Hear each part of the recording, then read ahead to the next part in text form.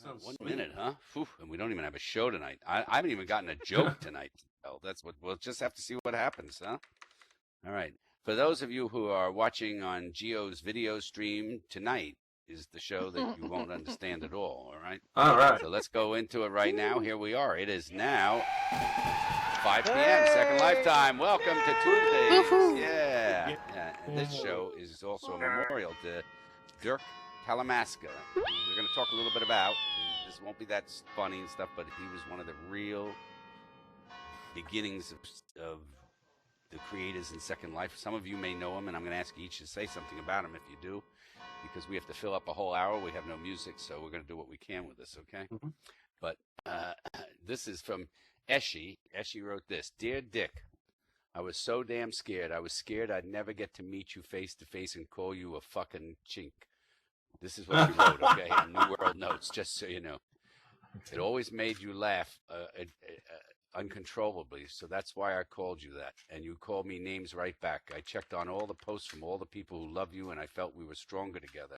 Maybe if we all stamped our feet, it would have made you feel better.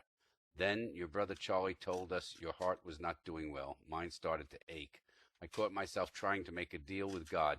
If you give me Dirk, I'll paint the damn thing in the dining room. If Dirk lives, I'll wash the damn dishes every day. Brother Charlie then told us you were off the respirator and you're starting new therapy. I had hope again. On Sunday, I woke up with an odd sense of wanting to paint after months of hitting the wall. You know, that's a great thing because you know darn well how I struggle to get myself to do art sometimes. You growled at me so many times because of this, rightfully so. I would not have done a good half in Second Life without you. Fix that color over there. It looks weird, you said. Okay, you fucking chink. I sat down and lost myself in the painting for a good 8 hours straight. I felt alive. I felt hopeful. I felt grateful. I laughed. Then I thought I'd better check on updates from Brother Charlie, and so there it was. Brother Ron, Murto. My tears started to flow, but I smiled. This is so like you, Dirk. You sent me to that painting to be prepared. I sat in front of the painting for a while, and I remembered the deal I tried to make with God. I finished the painting, and I kept up with the dishes since because, you see, God's end of the deal had already been kept. Dirk, you lived, and you always will, in my heart. Eshy. All right. So nobody's going to laugh at that, okay? But there it is. You're right. But in case you are wondering what this picture behind is all about, if you've looked at the back of the stage here, this is the new high fidelity girl. If you're trying to look at how you're going to look in high fidelity, this is it. This is how you. Oh, great. No. Oh, I am so looking forward to that. Yep. Beyond games, it's downright scary. That's what it is. Look at this, right? Yeah. And notice that once again, good old creator of Second Life, Philip Linden. Hey, there you go. You got the features all there. But I guarantee you there's nothing to do with our toes, right? You think he's figured out toes yet in this thing in high fidelity? Yeah. Now, I met Philip Linden, and he's actually on my friends list way back in 2007. Mm-hmm. I was pretty new in Second Life, and I owned a little piece of property. And one of the things that was really disturbing, I don't know if it still happens, but in Second Life, if somebody built something and part of it was on your property and part of it was on their property, you could not return it. Do you remember that? Yeah. Everybody remember those days? Yeah, so there was something in my ocean sitting on my property and another, and I couldn't return it. So I clicked on it, and I saw the owner was so-and-so, but I saw the creator was Philip Linden. I go, hey, you might as well get in touch with the creator, not the owner. Creators are more powerful than owners, right? So I sent a note to Philip Linden, message saying, would you get your junk out of my ocean? And all of a sudden, that's a great way to start a conversation. Right. He just all of a sudden showed up. And I didn't know who he really was. And we started chatting for about a half hour or so. And learned afterwards, and we became friends. And oh, that's great. Yep, and he actually knew the first show ever done in Second Life Voice was done by Lauren at a place by another very well-known creator, whose name I can't remember right this minute, but I will later. The Alzheimer's kicking in, and he knew about that. And but it was on also what? It was done on cooking. Cookie The Sim. first show was not done. No, the first show in Second on Life the Voice was mainland. not done on Cookie. It was actually done at Timeless Prototypes bar that he'd opened, if you remember. The first show ever done was actually done. The first show ever done was done on Cookie, and the second show ever done was actually done at Second Life Pride. Not that we need to go through all this stuff, but anyhow, Philip Linden and I were good friends. We'd chat from time to time. And so then when I came down to Tampa, you know, and I walked up to him in First Life and shook his hand, and he looked down and saw Lauren Whalen on the thing. He backed away suddenly, and not to hear from him very much. Yeah, so That was very funny. yeah. Now, if any of you have signed up for this high fidelity, okay, they want to take a survey. That's the first thing they ask you to take a survey, you know. So of course I gave my real name, Lauren Whalen, and all the other details. You know, when you think about it, we all have this like second life. You know, we have these avatars and names, and they belong to us as much as our first life names and avatars. And so, you know, we associate with this. You know, it's going to be really something. By the way, Dr. Fran, you know, you're in this business. I mean, you're really talking about 52,000 schizophrenics, and in the case of Haley, one who's really way more than schizophrenic. She's got like 39 avatars. Yeah, shit, poor girls out there. Yeah. They're going to do the movie, The 39 Faces of Haley. Yeah,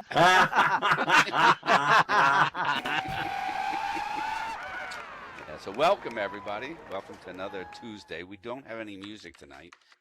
We'll go through a few things. I thought this was kind of fun. I'm going to read something from the New York Times.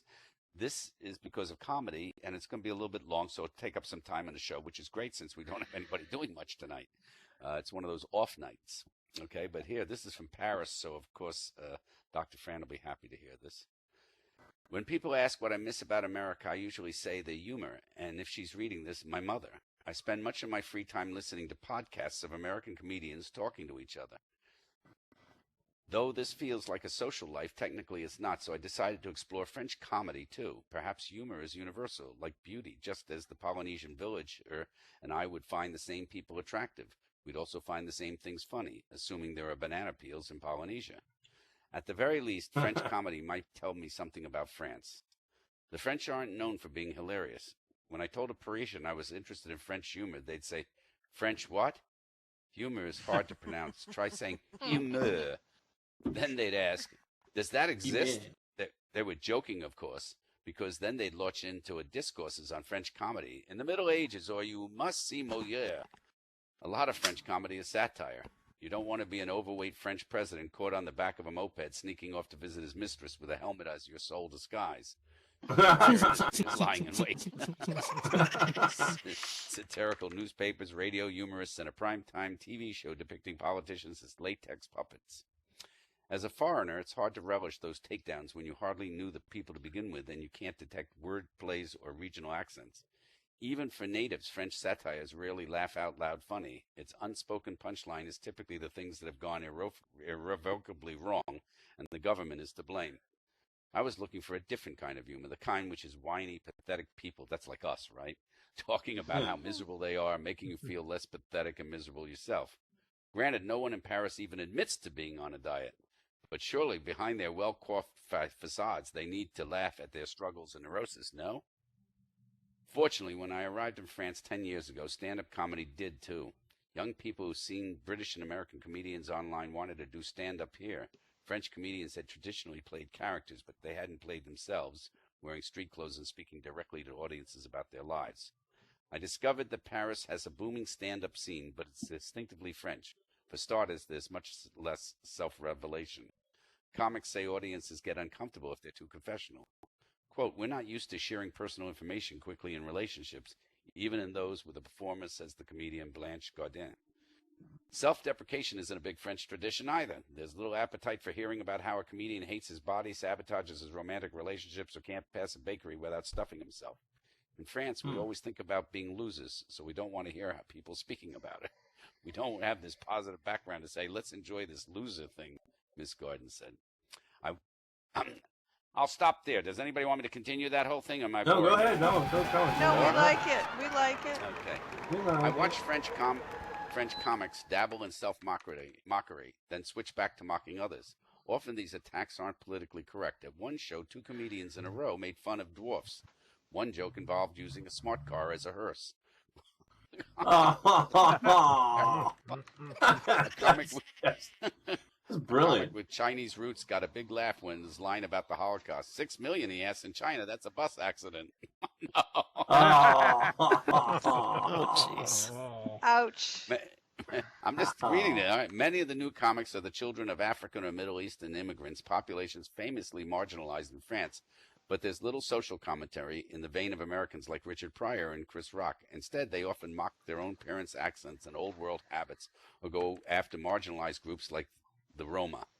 These jokes seem to spring from a desire for laughs, not from malice. Stand-up is so new in France, performers are still getting the bad, easy jokes out of their system. Dieudonné, the Frenchman who made the headlines for his anti-Semitic rants, is a different category. Under a veneer of jokiness, he appears to have a genuine political agenda. I like some of the French comics I saw. In his act, Yassine Bellhouse jokes that the French crime shows are so low budget, policemen extract a confession by threatening to pinch a suspect on the knee. The suspect responds by threatening to shout. Another suspect strangles himself while reciting the recipe for tiramisu in reverse. You put it in a refrigerator, Mr. Bellhouse says, clutching his own neck. After I guess it's like noose, right? After my tour of French comedy clubs, I'm not sure the humor is universal. The compulsion to share your inner neurotic may be mostly American. The French seem content to keep their inner lives private. But comedy might serve another social purpose. I saw this at a show by an Iranian-born comedian named Kairon Tabib, where a woman in the audience left for the restroom. Mr. Tabib said that when she returned, she'd say peanut, which would be our cue to pretend this was a brilliant punchline.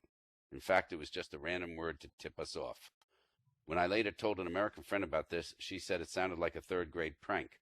Perhaps, but in the context it was striking. When Miss Tabib said peanut, the audience first clapped, then gave him a standing ovation, and eventually he dropped to his knees and his arms in the air. For the first time ever, a French comedy show, the stranger next to me made eye contact, and we laughed together.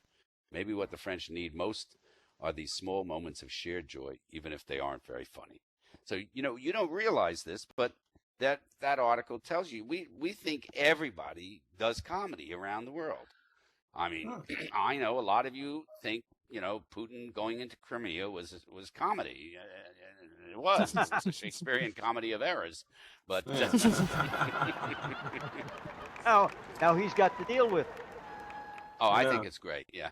Because now he's really confused. Where does he go for the summer, Sochi or Crimea? I mean, he's got to think about this. Yeah, so that's great. Anyhow, well, welcome to another Tuesday. Look who's here. Oh, my God, Bettina Tizzy is here. Bettina came in. I don't know how many of you know who Bettina is, but Bettina hasn't been in World in years, okay? And she's here because we're doing a memorial for Dirk Talamasca, and she was the one who alerted me that he had passed away and what have you. Dr. Fran, tell us a little bit of what you know about Dirk, okay? And Dr. Fran has left and just left her body here. Great. Oh, dear. She's on open stand with the bat. I can't believe it. Once again, it's a faker. They're faker. Great, Dr. Fran. Does anybody else? What happened? We're asking you to tell us what you know about Dirk Talamasca. Okay? We were All listening to you. Yeah, we were listening to your entire monologue. What did you know about Dirk? Dr. Fran, are you gone again? Hello? She's gone again. I'm sorry, I muted myself. There I am. She muted herself. That's really when you're really upset. That's a good psychological thing. Mute yourself. Very good. Right. I don't want to put up with any crap from me today. They call that restraint of pen and tongue. Yes. Okay, go ahead. Dirk, I only knew Dirk on social media. I never knew him in Second Life. So okay, well, tell us what you knew. What I knew, we both had a great love for Jimi Hendrix, and we used to share a lot of Jimi Hendrix music. And he used to share great pictures of Ireland. that basically is it. Uh-huh. But Well, for those of you who don't know who Dirk was, and some of you are newer, Dirk was probably, and this is out of a piece I'm going to take this from, one of the strongest proponents of Second Life. He was an early land baron, a Second Life mentor, a supporter of artists in the virtual realm, and a wise and witty friend to many.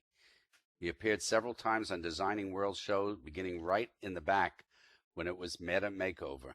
He was generous with time and his knowledge, and he came to a lot of my shows too, by the way. And I didn't really know Dirk that well, but to say hello to him, and he was there with his big top hat. Remember that top hat, Bettina? Remember that, right? top hat. The big top hat. Yep. And I'll tell you, we've lost a bunch of people from Second Life who've moved into Third Life, and the good news is that most of them are some of the best creators and builders, and they were NPIRL and the Pearl members. That's not possible in real life. In case you don't know, Bettina was the founder of that. And so the really good news is we've got some of the best people fixing Third Life before we get there, so we don't have to worry about the fucking thing when we get there, right? So that's the No good lag. news, okay? No lag in Third Life. No lag, right? And this is a quote from him. This was a quote from Dirk. I love Second Life. I love people. I love to laugh and learn, and I will be very happy to help you find the answers to anything you want to know. I am always busy, so no need to be formal or ask how I'm doing when you message. Feed me a question, I'll answer it as fast as I can. That's one of the great parts about Second Life is so many of us. Somebody just walked out the door. Come on back. This is not that bad. This is all right. All right, I'll tell a joke if it'll keep you around. Way to kill an audience. Whoa, yeah. Tough crowd. No, Not fair. but Second Life is a place where so many of us have become so close to each other, and many of us have never even met in First Life. Many of us don't even know what we look like in First Life. I mean, what we individually look like, because we don't go look in the kitchen. We don't look in mirrors anymore. We sit in front of the screen. Yeah. In First Life, I'm always trying to make sure that, my legs are crossed properly. That's not easy to do. That's right. So Dirk is with us, and I just wanted to give him a little bit of a love and a shake and let you all know that. I'll say something else near the end about him, but yep. And apparently, from what I understand, they're looking for Flight 370 now in Second Life, so you'll have to check it out. Good luck with that. Check a lost and found photo, everyone. It is sad. It is sad. But we're supposed to be able to. You see, you're so French, Dr. Fan. We can't make jokes about this stuff because you. Yeah, right. Yeah. Yeah. Afghanistan saw few complaints on the election simply because there's only 7 people left. They've killed all the rest of them. Right? You don't like that joke either, right? Okay, that's the end of that. Yeah. And I can't. I just saw today that Pistorius or Piss Me Off is what's his name? Piss Me Off. Pistorius, yeah. Pistorius. He was firing. He said he was firing bullets through the door into the bathroom, yelling to his girlfriend to call the police. He's the only who fires a gun to a closed door that didn't open or anything else. Please, come on. I'm on his side. I don't believe he did it on purpose. You gotta remember, a person who's an amputee, their defense system is completely different than. Because my brother was an amputee, and I understand. I want you to know this is why you were not picked for the jury. Okay. Well, remember, it's reason of doubt, right? Reasonable doubt. That's right. Innocent until proven guilty. That's right. Is that true in South Africa? Except in France. In France, you're guilty until proven innocent. Napoleonic code. If that's how everyone feels, I'm going to have to change one of my jokes. Oh, we ruined one of your jokes? Sorry. We did it again. And Doc Grunt isn't even here to be the one who did it, yeah, right? I know. It's like Doc Grunt's not even here. I can't catch a break. Yeah, I know. So anyhow, so Dirk may still be here some odd way, hanging around, de-rezzed. You know, I could just see him, in heaven, right? Dirk's going to With be his going top around, hat and his humor. top hat, playing some music, being very helpful to everybody. Oh, look, come over here, Angel. Look, you can really paint a little better if you just use that blue. Yeah, they use the blue. He was funny. He really was. He had a really What? funny sense. He had a funny sense of humor. Really. He sure did. He was a good guy.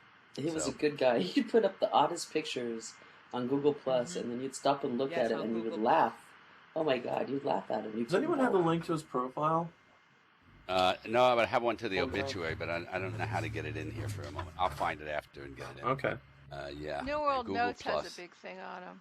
You can read that. Yeah, there's a But big she thing wrote on it. New World Notes, and there's also a thing on Prim something or other. You just Google his name, Dirk Talamasca, and you will find it. What? Yeah, Prim Perfect. Right, exactly. That's a big thing. So, yeah.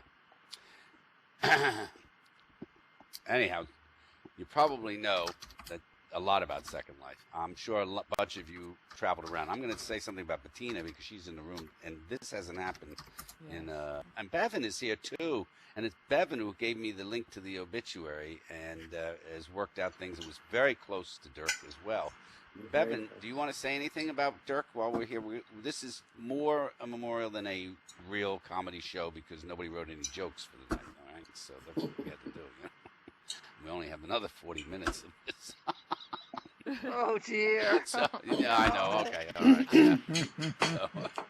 So, but yeah. What a wonderful topic. What? Lots of dead people you don't know passed away too. Yeah, lots of people. Yeah, lots of them. You don't know you don't know how ill some of the people are in Second Life.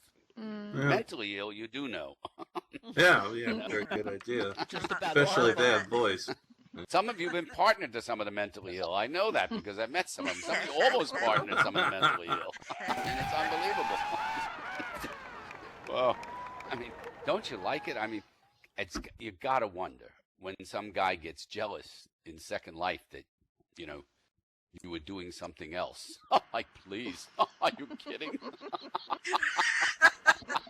They just build an alt. They just create It an wasn't alt. me, it was my pixels. Yeah. Exactly. The internet. My I still love pixels it. just ran away. One of the best Second Life affairs ever. I thought was fabulous. This couple, they got to know each other in Second Life. They partnered in Second Life. They were together for a long time. They opened a club together. They did this, they did that, and finally decided they had to meet in First Life.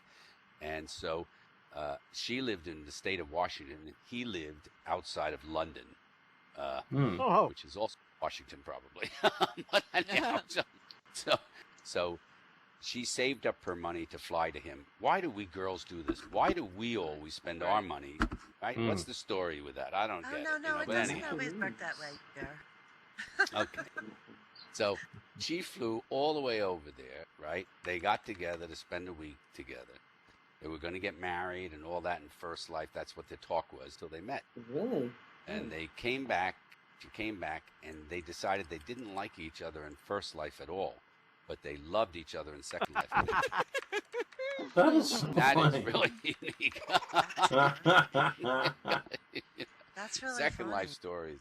Isn't that great? I think it's a great story. Just go back to Second Life and leave it there.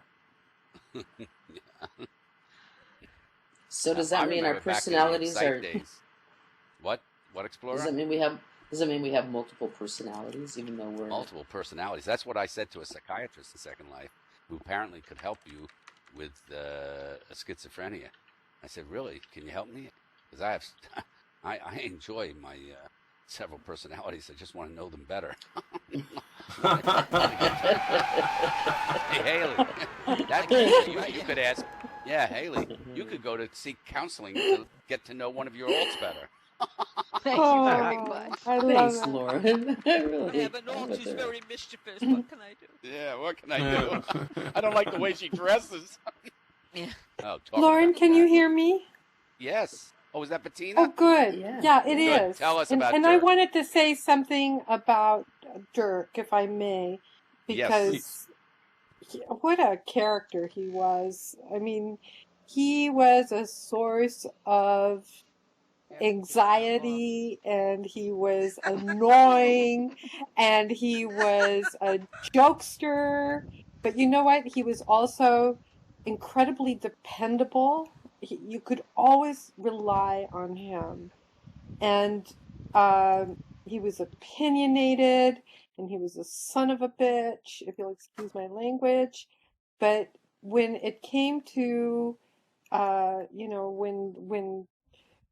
when it really was necessary for him to step up, he was there for you all the way. And incredibly bright and congenial, and always had a clever comment about something. He was always very opinionated, but he was also very resourceful, and had solutions for just about everything. And he was the man who sponsored Eshi's 1 hour builds. Remember, I don't know if most of you have been in Second Speed Life builds. forever, so you Speed must build, yeah. remember when Eshi did her. She went through this Installation.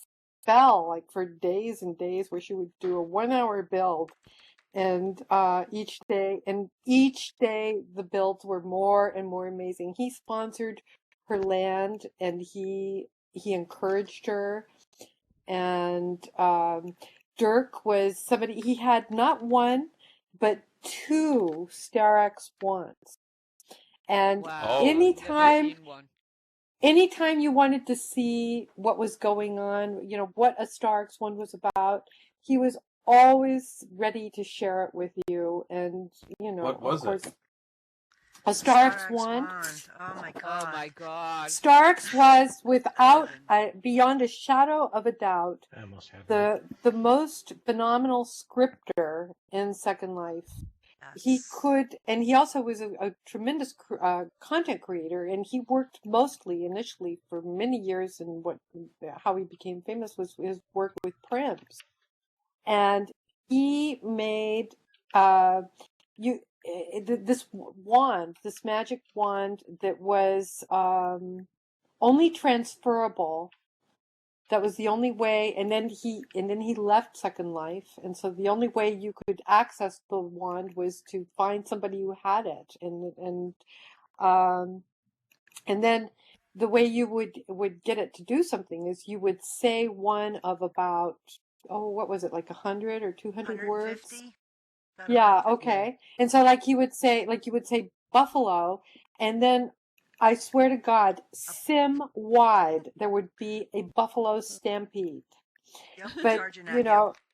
it was just so amazing. But anyway, that's not about Dirk. But Dirk was a huge fan and supporter of Star X, and Dirk was also a lover of art, and he was only 45 years old. 48. And actually. sorry? He was 48. He'd be 49 48. in August. Yeah, Okay.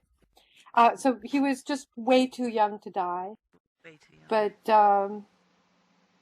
he was a good friend, and I'll miss him. we all. Santa, you apparently have some things to say about Dirk too. Is that right? I know Dirk, knew Dirk Turns very down well. Haley. I spent an awful lot of time with him in Skype. I know I met him in SL years ago on another avatar, and we stayed friends offline through a whole lot of stuff. And he was, like Bettina said, very opinionated. He loved politics and loved science.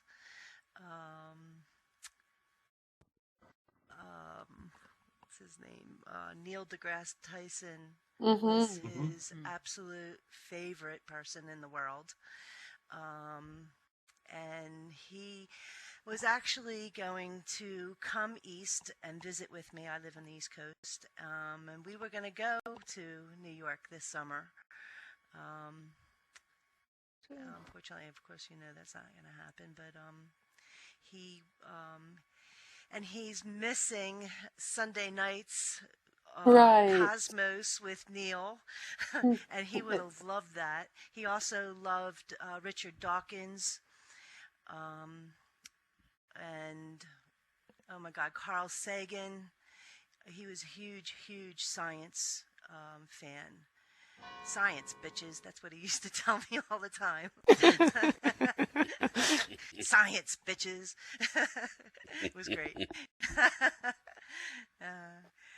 And he was also very adept at anything that had to do with Windows. So we can rest assured if, as Lauren says, that they're all preparing the third life for us, that we won't have any computer glitches in our third life. Oh yeah. Sorry, couldn't help that interruption. No, that's great.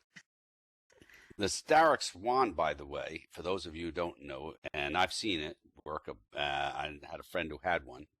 In 2007, okay, you could only get one from somebody that traded for 16,000 lindens. By 2008 or 9, it was offered out at 150,000 lindens, and I think it was sold. And it was only 2 prims. Yes, isn't it? It was only 2 prims. Yeah. 2 Amazing. prims. Yes. Yeah. So that's that. For those of you, we would just do a little commemorating and and for those of us that love the people that pass on. And I know it's not all comedy today. We got a little bit of comedy in, but we're also talking about somebody who's been really important to our world. And where else do you get to commemorate him? We're doing it here, right? Mm-hmm. I mean, Yeah. Thank you for letting us do that. Yeah. Yeah, I gotta give him shit about something. Okay. So Dirk Go was ahead. one of the first mentors I ever met in Second Life, and he inspired me to become a mentor. And he has been a pain in my ass, quite literally. He would IM me randomly, and he always said, "Slaps dat ass."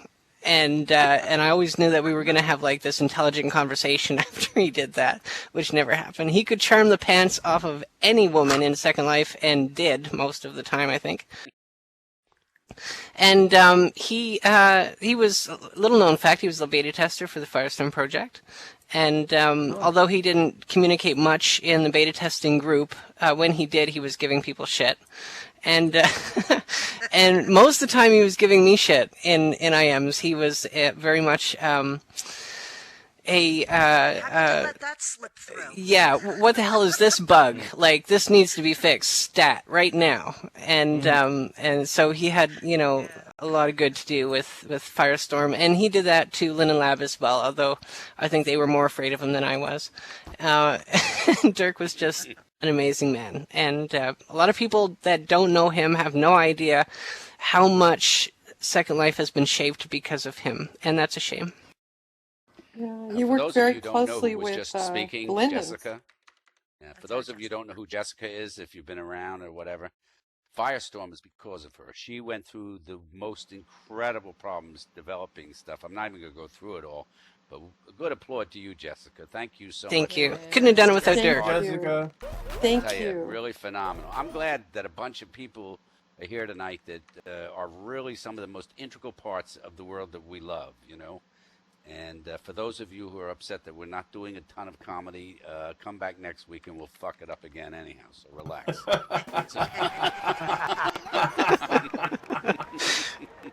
We have no problem doing that. This is a live show. By the way, this is approximately the 350th episode. It's probably the longest running show in Second Life, almost continuous. I believe we've only had one night in almost 7 years that we actually shut down. Is that right, I think? I believe so. Yeah. So, and Wow. actually this show got me to be, Bettina had me voted into being an NPIRL, the only person that was not actually a builder, maker of particles or whatever, because this is definitely not possible in real life. Look at me. You are Okay. definitely a content creator. There is no question about it. Yeah. Yeah.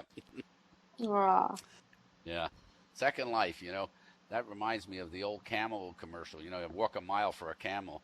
He used to walk a mile and get nowhere in Second Life. Do you remember that? Trying to walk in a sim, walking and walking and walking. Yeah.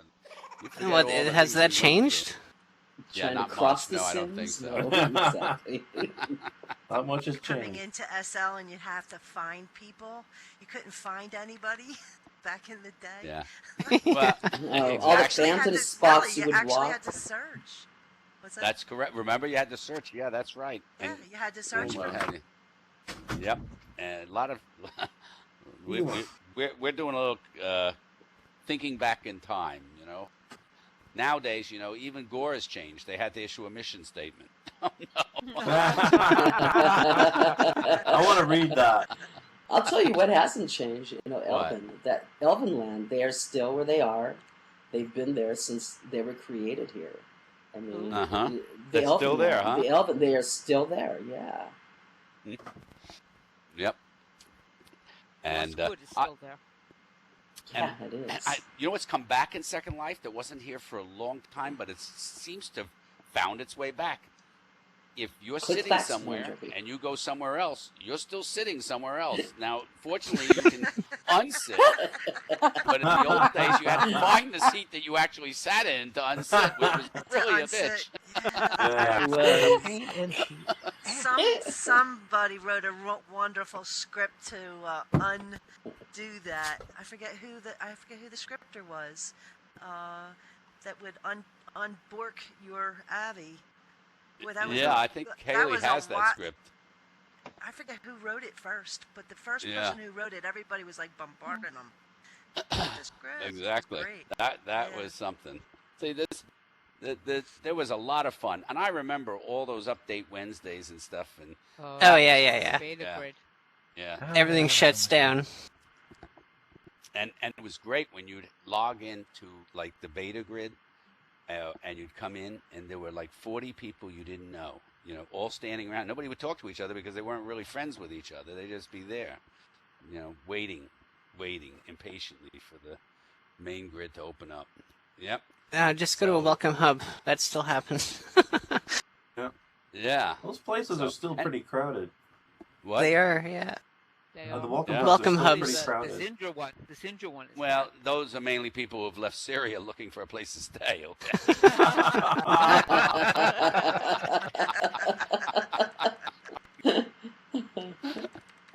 So, Don't have to live like a refugee. yeah. But Second Life has brought you all sorts of things. All the Second Life children. Oh my God, do you remember them wandering around Second Life? Mommy, I want this. Mommy, I want that. Mommy. no, I remember going to a sim where I thought it was the children It of was the meant band. to prepare you Oh for my kids that god. live in real life. Well, now we have people that are like pregnant in Second Life, and their babies Well, speak Lauren. through their Lauren stomach. had a baby. Lauren Yeah, I had had a a baby. baby. Yeah. Lauren did yeah. You didn't. Oh my You didn't. God. Well, let me explain what Yes. happened. Here. Oh my I'll God. explain that story. Yes. I'll tell you how it happened. All right, so I'm wandering around Second Life today, and I never pretended to be anything but what I am. But this one woman ran into me. She said, "If you really want to be a woman, then you need to have." This, Oh my God. Contra." This experience. So, I said, Yeah. okay, The all right. mantra So I bought the Contra, hooked it up, clicked it on, and up came all those wonderful things, you know, cycles, all sorts of things, right? Oh Just my God. phenomenal. And so it was a little thing up there. Well, obviously, once you have an oven, you want to cook something, correct? I mean, come on, you don't want to just do nothing with it. I mean, it's what good is it? You know? You don't Relight you don't the buy an dawn, oven you and go, not "Hey, cook yeah. with So So you So baked I- a bun in your oven. So I had to search around for, well, I was a slut, so I Daddy? searched around and was sleeping with 5 women at the same time because I figured, why not, you know?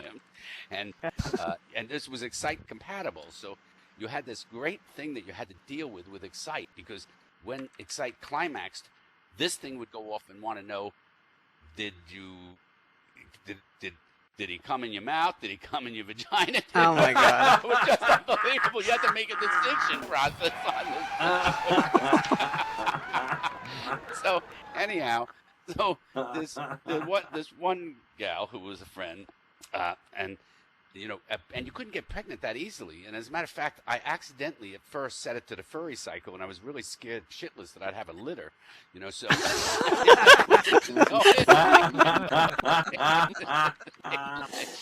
So, but then I did get it reset, and it wasn't that easy to get pregnant. You thought, oh, gee whiz, okay, this is an opportune time, but no. So this went on for nearly 7 weeks. 7 weeks trying to get pregnant. I was exhausted from all the sex.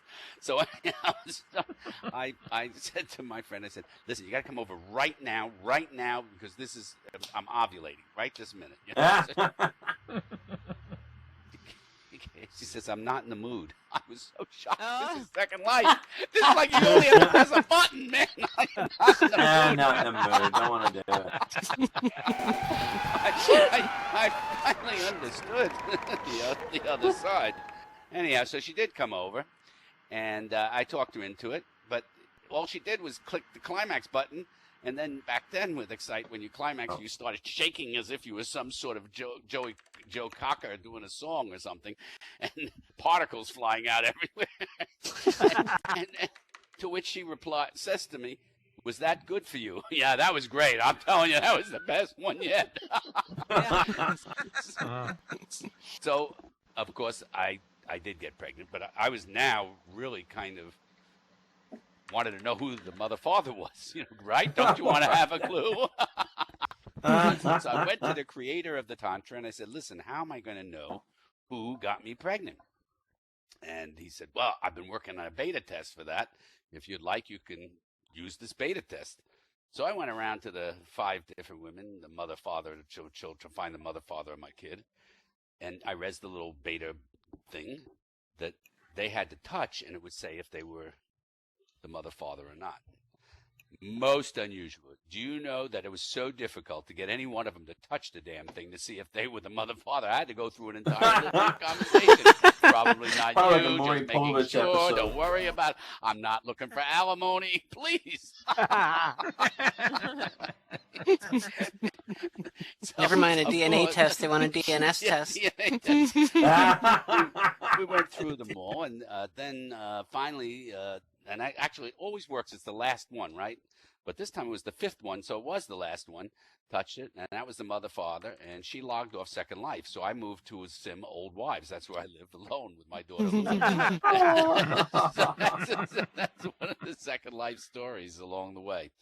And I think I should bring up Catboy now. Catboy, you've got a little comedy for tonight. Just a wee Yes, bit. come on up. You've done so much. Come on up, Catboy. Give us some good comedy. Hey yo. Oh, hi. Oh, did you hear that? Got a cat trapped in my room. Just as I said, Why did you come in here in the cat first boy place if you're just going to whine that you want out? Bad kitty. Anyway, I wrote a joke for Bubble Pop, actually, because I thought of this thing and I thought, it's not going to sound so great out of me, but out of Bubble Pop, it would be funny. And he's online, but he's not here, and no one could raise him. So should I tell it to you now, or give it to him and wait for next week? Make believe you're Bubble Okay. Pop.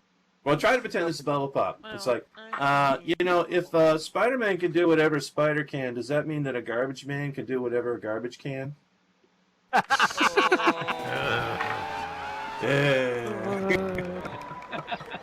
Okay. There's something I wanted to mention. You might make it in French comedy. I think that could really go over big in France. They'll probably give me an How would you award say like that in French, Dr. Fran? No, never mind. Go on. Never mind. Yeah, they probably give me an award for that, like they did to Jerry Lewis. Yeah, but there's something I wanted to mention was that we actually lost a few good comedians this week, very dear comedians. Of course, you all know that Mickey Rooney passed away, and he was very integral to comedy in the early years. Mm-hmm. And also, you may not know, Jean Pinette passed away, and he was the stand-up comedian. He was well known for he performed in Montreal for the Montreal Comedy Festival a whole mess of times. He was a big guy, big fat guy, and he did a lot of food humor. And I just heard that he passed away over the weekend. So, just saying, two very funny people that made people's lives brighten up a lot. If you look up his name, John Pinette, you'll find one of the funniest things he ever did. He did a bit where he was staying in France for 3 months, and nobody told him that Italy was literally right next door, and he loves Italian food. So he was there for 3 months not knowing. And when someone finally told him, he just sort of went apeshit. And it's funny. So look that up if you want to. Okay, so back to the regular comedy. Yes, let's try to bring up this crowd after I bring you down. It's a roller coaster tonight on the Lauren show. Let's see. But talk about news, man. I woke up with a hell of a surprise this morning. Last night, the Liberal Party won the majority seating in Quebec after the Parti Québécois called a snap election. Honestly, I would have been less surprised if I woke up this morning because Lauren slapped me in the mouth. That was, seriously, that would have been less. That's a Canadian joke, folks. Yeah, but what happened was the Parti Québécois called the election in the first place, hoping to gain majority seating, and they wound up losing everything. They lost it all.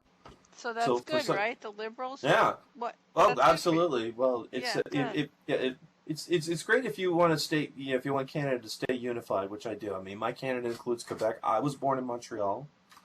I was born in the exact same place that William Shatner was born, which might explain some of my acting. But before William the Shatner separate, is a great actor. I love William Shatner. Are you kidding? And he blocked me on Twitter for being a jerk. So, and I deserved it. So, anyway, that's another story. But the party leader of the Parti Québécois, Pierre Pauli-Morris, has resigned. But defiantly, she insisted the issue of Quebec separation is not dead, but apparently it did book a seat on Flight 370. It's gone. It's out there. Who the hell knows where it is? Okay, for those of you who are sick of the constant coverage of the missing plane on TV and everywhere, CNN and everybody else is rebroadcasting over and over Oscar Pistorius having, his little crying fit right in the middle of the murder trial. And it's so annoying to watch. You just scream for them to put the plane back on. My TV is turned off, and I am not turning it back on until I get a written apology from Ted Turner, Rupert Murdoch, Stephen Burke, Anne Sweeney, and Jeff Hager, promising they will never air that footage ever again. In other words, I have basically thrown my TV in the garbage. Yeah, good luck with that. Where it belongs. Yeah. Oh, yeah, I'm not missing anything. Okay, what's up? Did anyone hear... oh my goodness, it was a story. I'm glad that Doc Run's not here tonight. He probably would have grabbed this one before I do. It's a story out of Texas. Okay, now you've heard these stories in 9/11 where people phone 911 for stupid reasons. Because, they screwed up my order at McDonald's. Or I'm having company over. I don't know how to cook a roast or something like that. Well, this is one of those stories. East Texas, police received an emergency call from a woman who complained that the marijuana that she bought was substandard. Lousy marijuana. She even went to the police and she showed it to them. When she produced the weed sample for the police officers to have them check it for quality, she was not charged with possession. They only charged her for carrying drug paraphernalia, and the police said, well, it was pretty crappy weed, actually. So, she had a point, so there's no point in going to jail for that. All right. That's good news. Good news. All right, didn't turn out so bad. Okay, anyone hear this unbelievable story of Sotheby's auction in Hong Kong? Sotheby's auction. Yeah, $39 million for a chicken cup. For a cup? Oh my God, chicken cup. I'm going to take a whole bucket of KFC over to Hong Kong and sell it. I'm going to be a billionaire. Unbelievable thing. Which came first, the egg or the cup? Oh, my. Belly. Yeah. Okay, latest news. Does anyone know who Kate Mulgrew is? She played the captain on Voyager. Oh, yes. Yeah, she's in that new TV show on Netflix. She's playing the Russian inmate. Oh my God, I love her. She's just brilliant. Absolutely love her. Well, somebody backed up a whole truckload of money to get her to be a narrator on this unbelievably ridiculous movie. And it's a movie made by a Catholic producer, very, very conservative, who is claiming that the sun really does revolve around the Earth and that astronomy has basically been wrong for 500 years. Now, despite the yeah, all right, it's the geocentric universe. It's saying we want to go back to the concept of a geocentric universe. Now, despite the controversial subject, Kate Mulgrew said that she thought she was uniquely qualified for this particular subject because of her experience with science fiction fantasy.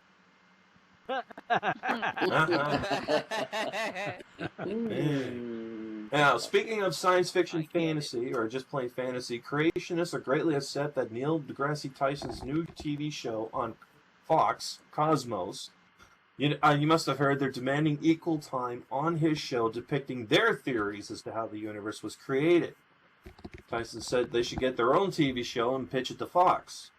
So they did. And the Fox executives replied, "We already have an entire channel dedicated to religious beliefs. It's called Fox News." That's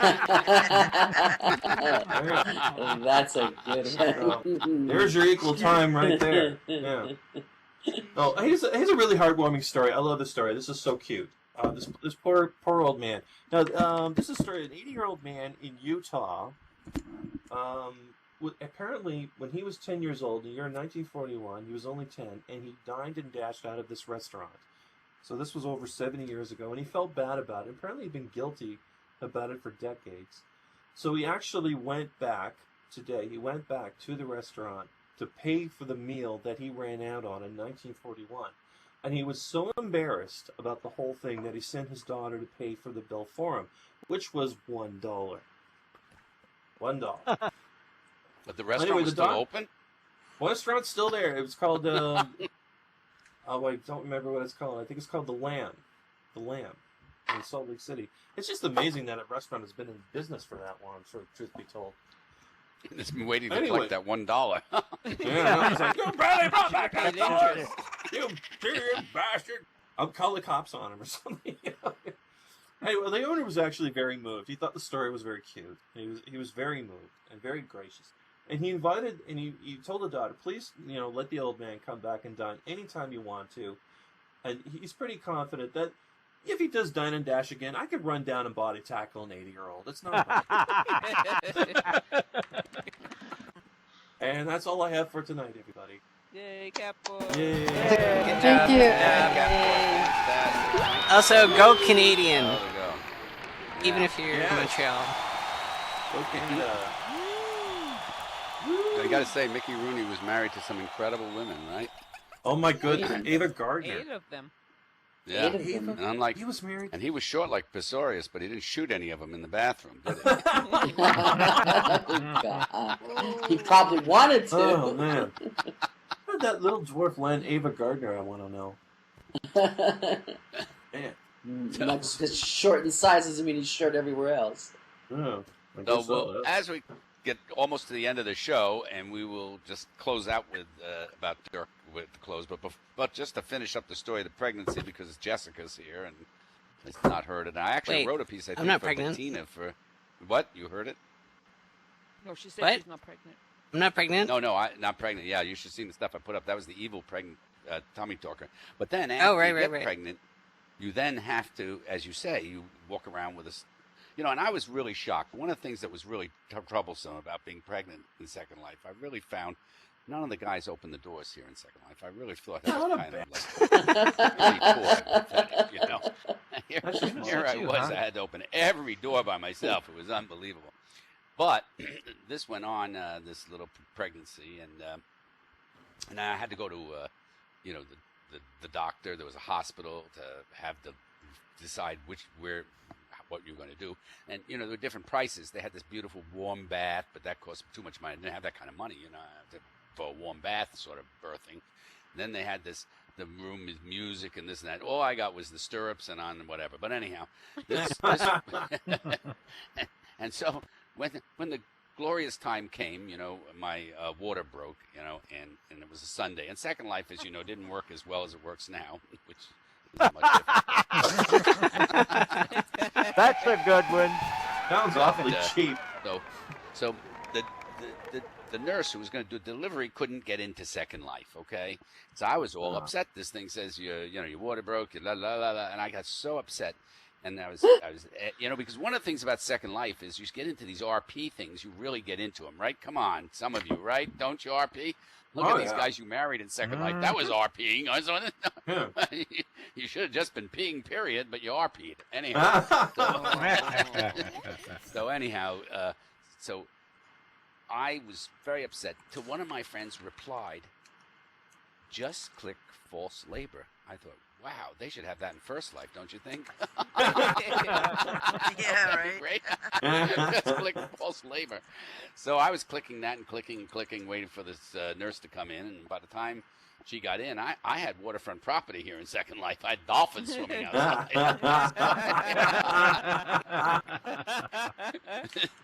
I teleported over to the to wait for the last 5 hours for her to get in, and there was a couple there, Smoke and her and Phoenix. Okay, Smoke and Phoenix were actually partnered in First Life, going to get married, have children, and what have you. And Phoenix was pregnant, not ready to have. She was for a checkup at that time, and they actually gave you an ultrasound, by the way, which I put into the family scrapbook in First Life because I figured that'll really fuck up the entire family for at least generations. Who the heck is that, Dad? Right. So anyhow, I'm there with them, sitting and waiting. Finally, the nurse gets in. We go upstairs, and RP pushing a 3-prim baby out was quite interesting, by the way, and I won't go into the details where that comes out, but it doesn't come out from where you think it should come out. Okay. And once again, designed by a man. Entire RP, Smoke logged off, and I said to Phoenix, "Where'd he go?" She said, "He couldn't take it." I said, "He can't take this. Wait till he sees what it's like in First Life. You guys are getting married." Are you kidding? Someone's going to be in the waiting room. Yeah, exactly. So that was a story of birthing in Second Life, which was very, very interesting. And one of the things about our lives here in Second Life are we get to explore so much more than we do in many areas in First Life. And Dirk was a great explorer, as well as a friend to many of you, much more than to me. I knew to say hello to him, and I'd see him and chat with him a little bit. But to so many of you, he was actually integral to your Second Life. And so amazing man. Tonight's show was dedicated to Dirk, Talamasca, wherever you are. You're still here with us. Please make sure of just a couple of things. Get Third Life. I don't want to teleport in with the hair up my ass and a boot too. Okay. All right. And that ends the show tonight, everybody. Thank you so very much. Love to all. Oh, Lauren, thank you. Thanks, Lauren. Thanks for doing this. The show was wonderful. Nice to see you all. It was nice to see you, Bettina. It's lovely to see everybody. Fantastic. Nice to see Jessica. I wish I could actually really see you. I can't move because I'm on a laptop and I have terrible Wi-Fi. But anyway, now, Bettina, I know in all First you. Life. I get to see her because she lives just a little bit away from where my daughter lives, and we've gone out and had dinner and stuff like that. So so I get to see Bettina from time to time, and my treat. She's just adorable and a friend. You know, some of the crossovers have been pretty good. I see a few people are logging off really fast right now. Okay. Well, we're not. We're still here, so indulge. Yeah, right. So anyhow, so I don't know if Bevan was working on something. Are you working on something for Dirk too, or is that something you were working on and not at all, or what? Actually, a bunch of us here are working on a show for Dirk. Near the end of the month. Oh, lovely. But when you get it together, let me know, and I'll promote it here as well, and we'll get promotion. I think we'll promote it up in the pieces, and I'll blog it out and put it in my. We'll just push it out to the people. What kind of show? It's going to be through Designing Worlds. Okay. And it's kind of it's going to be a bit of a tribute. It's going to be a bit of a tribute to Dirk. Are you going to have live performers like musicians and stuff like that? Not necessarily musicians. More, I mean, we just actually finished sort of the planning stage just before I heard that this was going on, and so a bunch of us teleported here.